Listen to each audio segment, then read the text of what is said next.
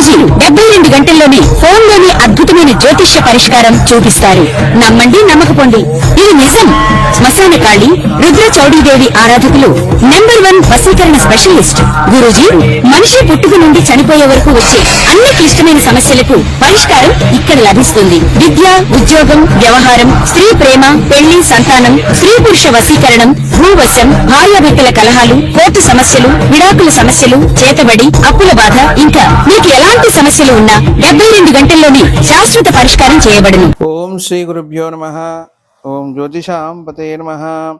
ఆపదామపహర్తారం ధాతారం సర్వసంపదాం లోకాభిరామం శ్రీరామం భూయో భూయో నమామ్యహం. జై శ్రీరామ్. శ్రీ ఆంజనేయాయ నమః. ప్రేక్షకులందరికీ కూడా నమస్కారం. ఈరోజు మనము రాహుకేతుల గురించి మనం తెలుసుకుందాం.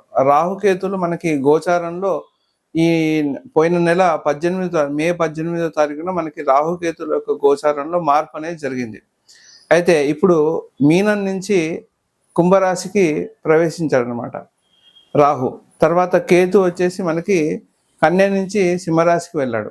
అయితే దీని యొక్క ఫలితాలు అనేది మనం మామూలుగా చూసినప్పటికీ కూడా రాహుకేతులు అనేది ముఖ్యంగా ఏంటంటే మనకి వాళ్ళ ఆరోగ్యం మీద ఒక ప్రభావాన్ని అయితే మనకు చూపిస్తూ ఉంటారు.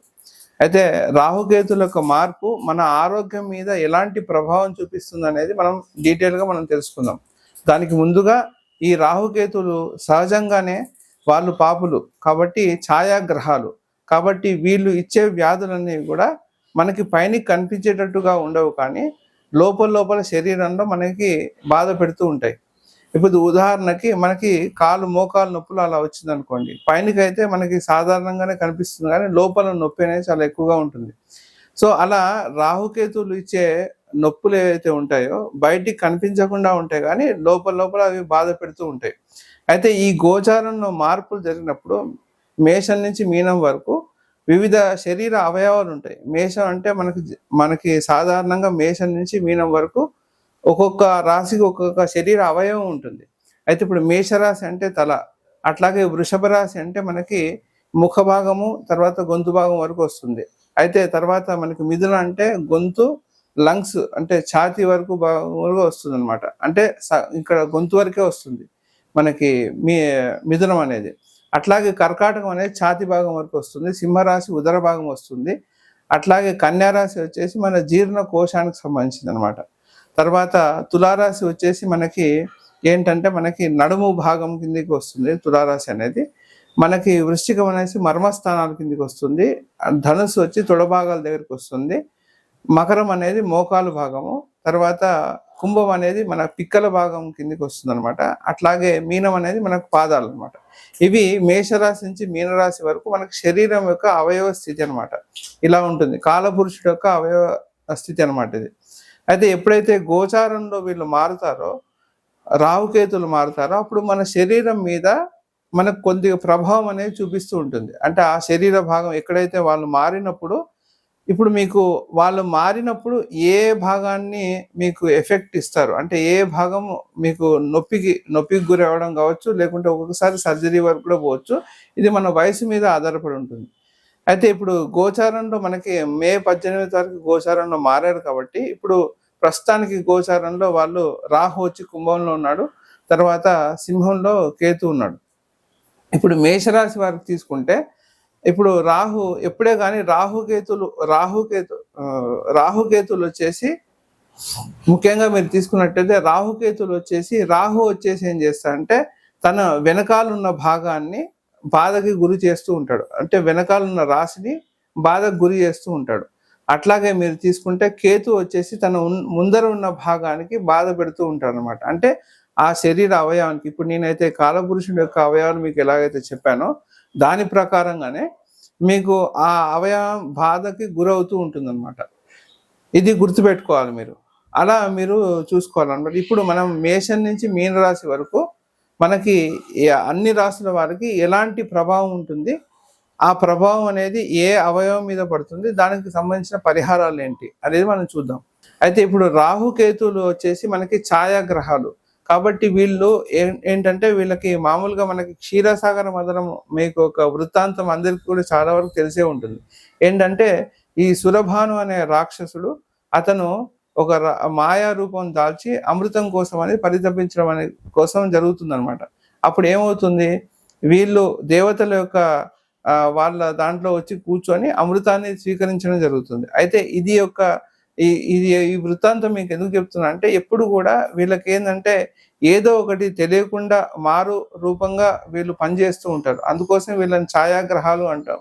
కాబట్టి వీళ్ళకి ఏంటంటే ఎక్కడుంటే అక్కడ శరీరాన్ని ఖండించడం కానీ, ఎందుకంటే ఇక్కడ మోహిని అవతారంలో వచ్చిన విష్ణువు వచ్చేసి శిరస్సు ఖండించడం జరుగుతుంది. కాకపోతే వాళ్ళకి వాళ్ళు ఏంటంటే అట్లా ఖండించినప్పటికి కూడా వాళ్ళకి అమృతత్వాన్ని అతను దేవతా స్థానంలో ఒక స్థానాన్ని కలుగజేశాడనమాట.